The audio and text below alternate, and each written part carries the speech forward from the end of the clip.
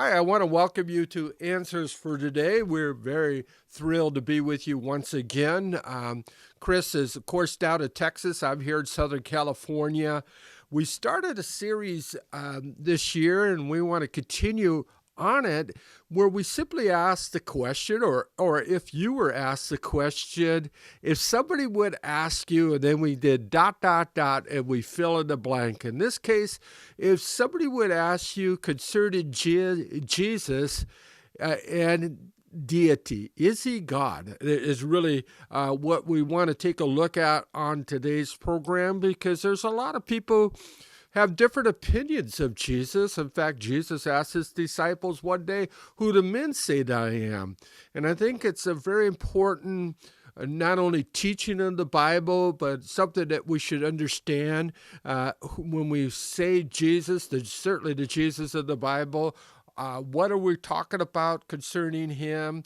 I believe that just from the, even before Chris gets on the air, I just want to let you know what I believe, that Jesus is God incarnated, that he's nothing less than God in the flesh. And in fact, in John chapter 14, verse 9, Jesus said, "He who has seen me has seen the Father." So he was here to reveal the Father to us. And so, Chris, here we go. Another year, another wonderful year together. So help us understand is concerning deity. Maybe you could tell us what deity means.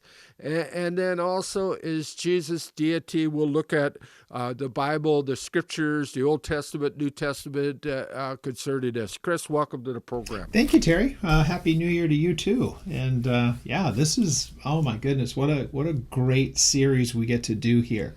The deity of Jesus Christ. It's great because it's a question that was asked of him directly, more than once, and it was asked by the religious leaders, the Pharisees of the time, and the things that he said left no doubt.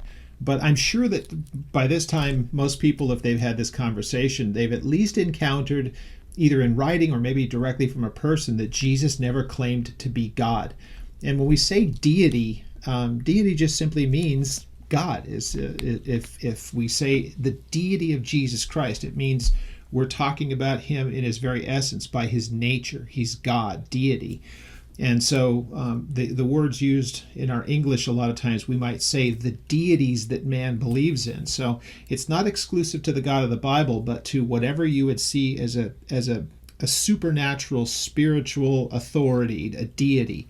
In this case, we believe that Jesus is indeed deity, and that really all others are governed by him and they are subordinate to him, spiritual things. So he's a creator of all things.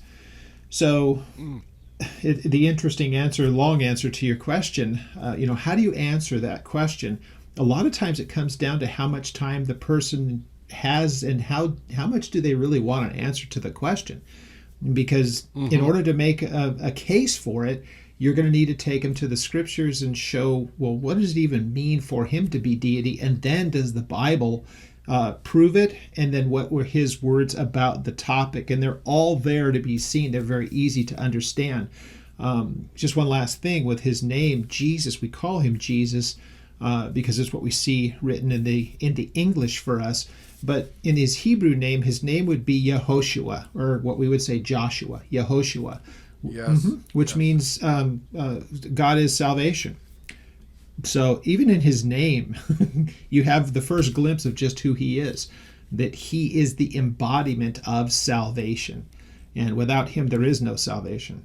So if you go back to the Old Testament concerning Yeshua, or Jesus, when he was going to be born, it speaks, we just had Christmas here recently. It says in Isaiah 9, "For unto us a child is born, unto us a son is given, and the government of his shoulder, government will be upon his shoulder, and his name will be called Wonderful Counselor, Mighty God, Everlasting Father, and Prince of Peace." And so, Chris, throughout the Old Testament concerning the Messiah, it really does give a strong allusion or direction that he will be fulfilling the office of the Messiah, that he would be known as the mighty God. That's kind of interesting that we see Isaiah, who spoke these words many, many years before he was born. Jesus was born. Correct. And I believe that the immediate context of applying, where do we see that is, understandable? Let's remember that Isaiah is writing to the nation of Israel. Mm-hmm. So he's writing to the children of Israel. So that is the child to whom, when it says, to us a child is born, he's speaking to Israel. Mm. So Jesus was born of the tribe of Judah. Now, of course, we know that he has become Messiah because of his work at the cross. He has become Messiah to all of mankind, whether Jew or Gentile, to those who believe in him. But he was given to the nation. We get that from the first chapter of John, verses 11 and 12, where it says that he came to his own, and his own did not receive him. That's verse 11. Verse 12, but it says, to those who did believe, he gave them the power to be called the children of God, or to be numbered among the children of God.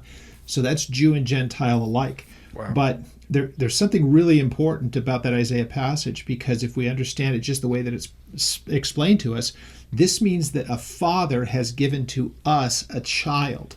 That means that he is the Father's gift to mankind, who came as a child, as an infant, but grew to be a man for the express purpose of giving his life as a ransom for mankind. By his blood, we can be cleansed of sin.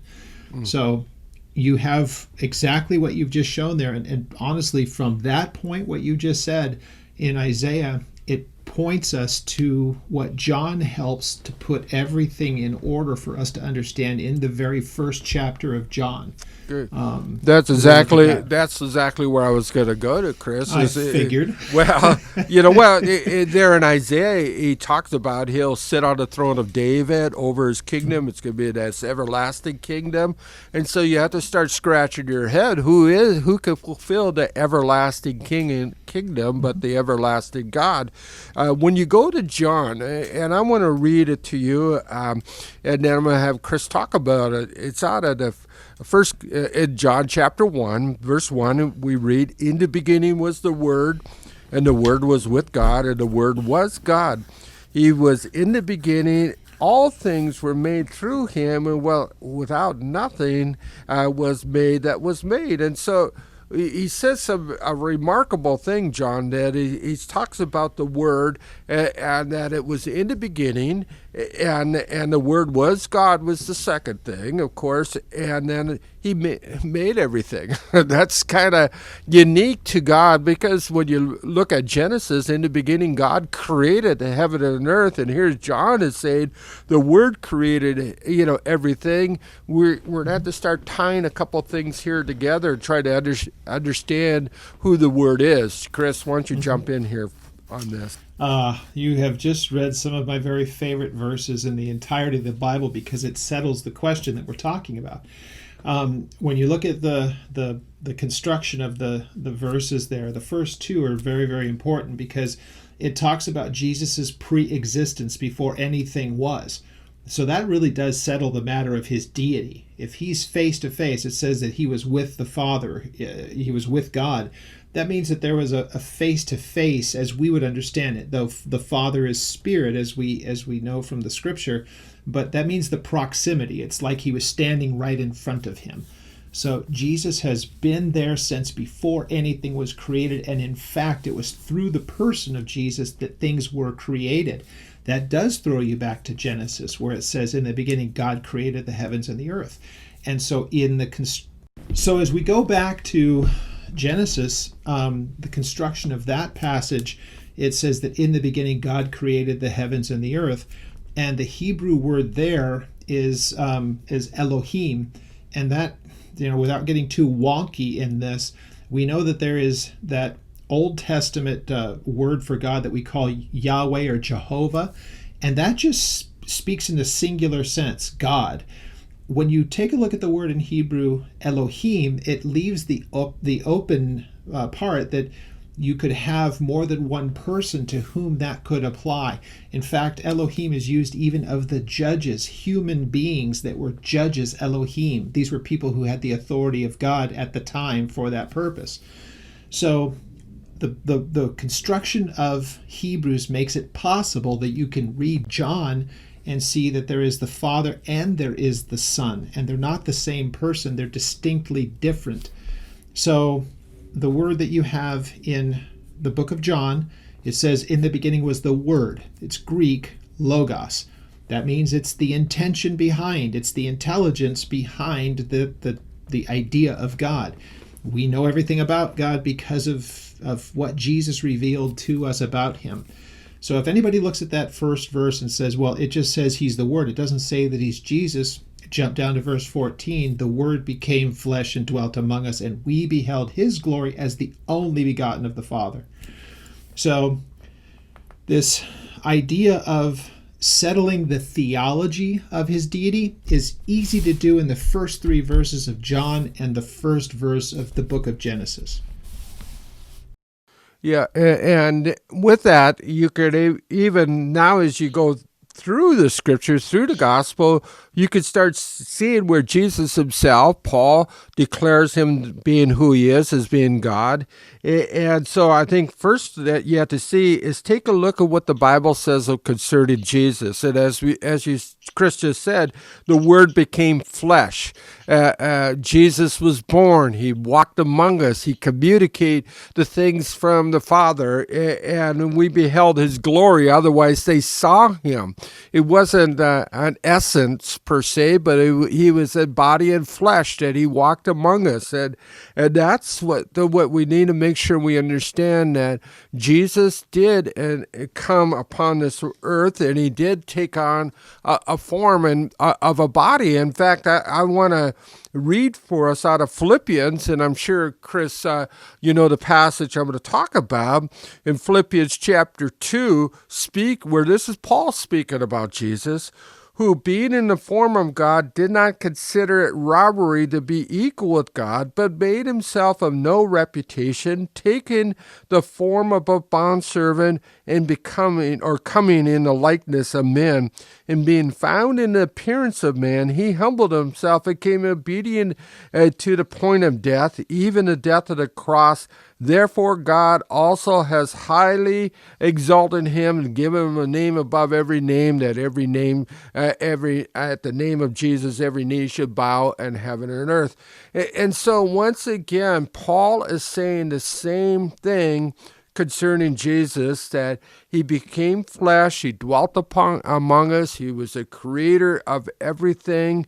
And I'm going to read one more passage, and then I'm going to let Chris comment on it, out of Colossians chapter 1, verse 15. He says that he, being Jesus, is the image of the invisible God, the firstborn over all creation. For by him all things were created that were in heaven and earth, invisible and invisible, whether they're thrones, dominions, principalities, or powers. All things were created by him and for him, and he is before all things, and in him all things consist. Pretty powerful statement that back up what John had to say there in John chapter 1, right, Chris? Precisely. And, again, both of these are passages, whether it's the Philippians passage that you read or the Colossians, that it is to assert his deity, and it is to make sure that we understand exactly who he is. We can throw out another reference. I don't need to read it. Just you can take a look at the main points of it. But Hebrews, the first few verses of chapter 1, talks about that how God at various times and in various ways spoke to the fathers through the prophets, but in these last days has spoken to us directly by his Son. And he speaks about Jesus as being the express image of him, and the same kind of wording that you get mainly in that Colossians passage, very, very similar. And then it tells us that when he had by himself purged our sin. Well, who can forgive and purge sin but God alone? So they make not only the statements, but they explain how important it is that we understand this. So what we're looking at in the writer of Hebrews, probably Paul, or what Paul says to the Philippians or to the Colossians, or what John says in hindsight of 60 years looking back at the events, he's making sure that people understand deity. John does a great job of recording a couple of very, very, very important things.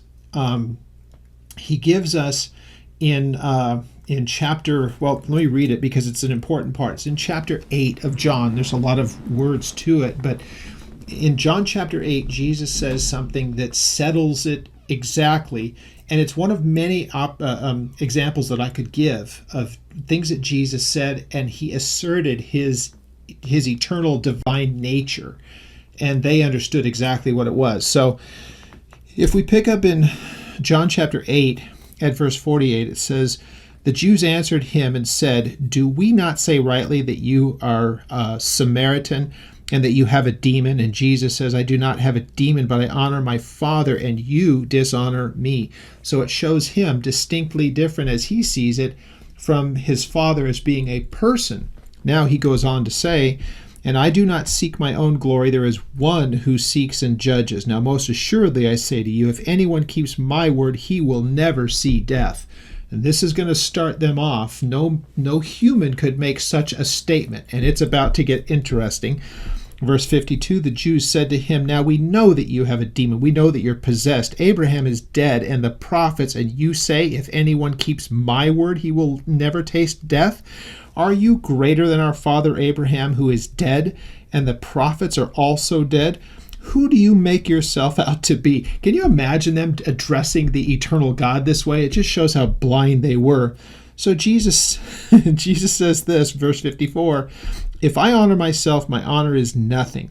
It is the Father who honors me, of whom you say that he is your God." Now, Jesus had done all the miracles by this time. There was plenty of evidence that he was able to do things no one else could do. Verse 55, "Yet you have not known the Father, but I know him. And if I say that I don't know him, then I would be a liar just as you are. But I do know him, and I do keep his word. Your father Abraham rejoiced to see my day, and he saw it, and he was glad." And they went nuts, clearly. Verse 57, "Then the Jews said to him, 'Are you not 50 years old, and you have seen Abraham?' And Jesus says, 'Most assuredly I say to you that before Abraham was, I am.'" This is the exact phrasing they understood from the burning bush. This is Jesus saying, when God spoke to Moses, that was me. Before Abraham was, I am. So that's his way of saying, 2,000 years ago when Abraham was around, I predate him. And so people could say, well, you're reading too much into that. Well, look at the people who knew what he meant by it. Verse 58 or 59, "They took up stones to throw at him, but Jesus hid himself, and they went out through the temple. Going through the midst of them, he passed by." Why picking up stones? Because the punishment for blasphemy, what they feel he just did by asserting himself to be God, was worthy of his death. So don't tell me that, well, Jesus never claimed to be God. You just don't like the way that he phrased it if you're saying that. He said exactly what you say he never said right here, and the testimony of these guys and their reaction means they knew what he meant. Exactly. And so here we get in this beautiful story. Now we see Jesus asserting himself and making the claim that, that he is God. And, I love it when he goes back all the way back to the story of Moses, when Moses goes up and he sees a burning bush inside of the hill, and he goes up, and of course as he meets with God there at that burning bush, he says, "Whom should I tell that sent me?" As God's given Moses the marching orders that he should go back to Egypt. There he declares, "I am that I am." I'm the all-becoming one. I send you. And that's what, like Chris was saying, the Jews, the leaders right here, knew exactly what Jesus was saying when he said, I am, because that's a phrase, the way it's being put there, that only God himself could say these words. And so when they picked up stones, they didn't mean, they meant business. They wanted to actually to kill Jesus at that point, Chris. Exactly. Look at what he says also, since it's best to use his words above everyone else. Because remember, if Jesus hadn't said the things that he said, the people like John and like Paul would have no reason to say the things that they did. They are writing after the events. So if Jesus didn't come and say and do and finish the work that he had done, nobody would have ever thought he is God in the flesh. So John and Paul are people who believed in him because they saw him resurrected. They saw that he had the power over everything in this creation. He could stop storms, he could heal sickness, he could resurrect the dead, and he himself resurrected from the dead. So these guys are able to attest to his deity, but it was based upon the things that he did and the things that he said. I point people to this all the time. It's in John chapter 17, and it's in verse 5. And it is as Jesus is about to pray for the disciples and then for those who would believe because of their testimony. What's that? Verse 20, I think, 21. But verse 5 says, "Now, Father, glorify me with the glory that you and I shared before the world was." One verse. Now, why that's so telling, let's look very quickly at the book of Isaiah. And it's found in chapter 41. I said 41, I mean 42. Isaiah 42, yeah, it's verse 8, where God is saying through Isaiah, "I am the Lord, that is my name, my glory I will not give to another, nor my praise to carved images." So God says, there's no deities aside from me, and yet Jesus here says, glorify me with what you and I had before the world was. So as Jesus is about to leave his temporal time here, where he became flesh and dwelt among us, he's about to leave and go back to the Father, to where he started. And now he is saying, now is the time. Glorify me, bring me back to where I was before. He's about to go pay the price for man's sin, and then he's going to go back to where he has always been. So the Father says, I won't share my glory with any other. All you people who want to do your idolatry and all the rest, fine, do what you're going to do. But God says, I don't recognize any of those. So either Jesus doesn't know the scriptures, which is a joke, or he's just asserting what he has always been, and that he just confined himself to a body of flesh and blood for one reason only, and that was to give that body away on a cross for the sin of mankind. So very telling. And so then, Chris, with that being said, going back, to our question is, if somebody comes and asks you, is Jesus deity? And so the response was, does it matter, Chris? Does it matter that if a person, his view on Jesus, if he was deity or not? Yeah, very, Terry, the simple answer to that question, is it important? If Jesus is not God in the flesh, then that means that any mortal could have gone to the cross and died for the sin of mankind, but that would not be an acceptable offering as far as God is concerned, because man is just man. The whole book of Hebrews kind of settles that whole thing, that even the guys that were the high priests, they had to offer for their own sins before they could offer for someone else's. So in this case, Hebrews tells us that Jesus had nothing to confess. He had no sin in him, so he was able to be a perfect and an acceptable offering before God. And so if Jesus is anything less than God, then we have no hope. There's no hope whatsoever. So it's not even a question of, can't we just disagree on this? No, because we're not even talking about believers at that point. Let me just say it as plainly as I can. If a person wants to call themselves a Christian and think that Jesus was just a human like everyone else, we aren't even talking to fellow believers. They can call themselves whatever they want, but Paul would say a person that is believing that is accursed, because they just believe that Jesus is just a person who was born a couple thousand years ago and died on a cross. Okay, well, he has no ability to save anyone if that's the case. And that's exactly what we want to take a look at on this series, why it's important that we identify who Jesus is, because I believe our salvation depends upon it. And we don't want to, we want to make sure we lay what we believe is to be sound doctrine, what the Bible teaches concerning the person of Jesus Christ. It makes a difference. It makes an eternal difference on who you believe and what you believe concerning Jesus. And I want to leave you with this part two-parted scriptures. Next week as we get back, we want to take a look at the humanity of Jesus. We probably finish up a few more thoughts on the deity of Jesus, but it comes out of the book of Romans, where Paul writes concerning his son, Jesus Christ, our Lord, who was born of the seed of David, according to the flesh, declared to be the Son of God, with the power to the Spirit of holiness by the resurrection from the dead.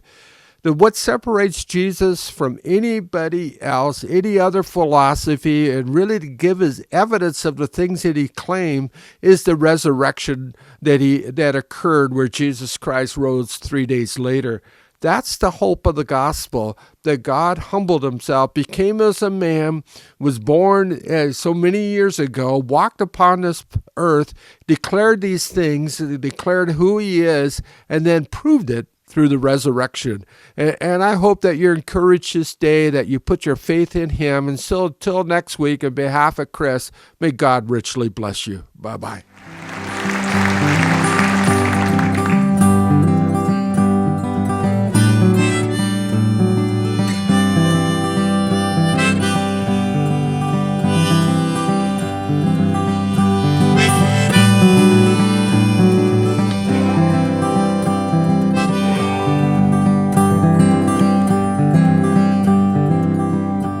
In the middle of this crazy world, heavy with sorrow and grief, oh, what a mess. Like a ship that is sinking to its doom, losing its treasure, and where can a young life turn?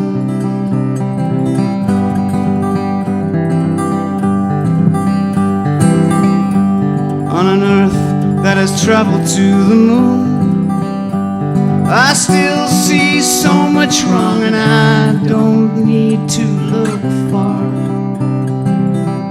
Time's coming when you won't have any food, and I know for sure that your money, it don't take you very far.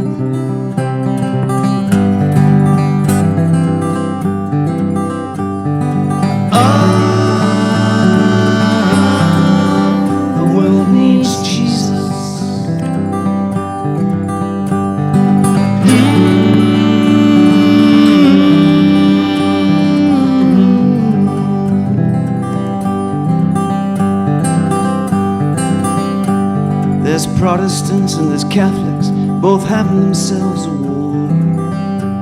And the world looks on and wonders what for.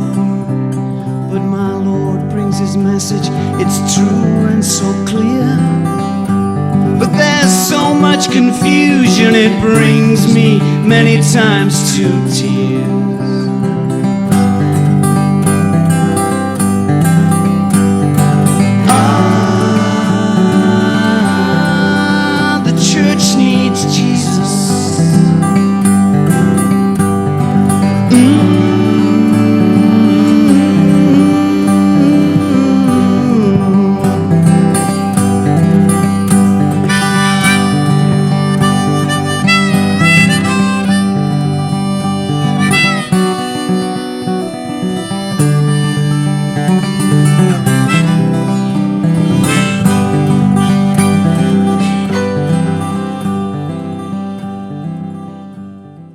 For information about this broadcast, or if you have any questions, feel free to mail us at Agape Chapel OC, P.O. Box 4023, Huntington Beach, California, 92647.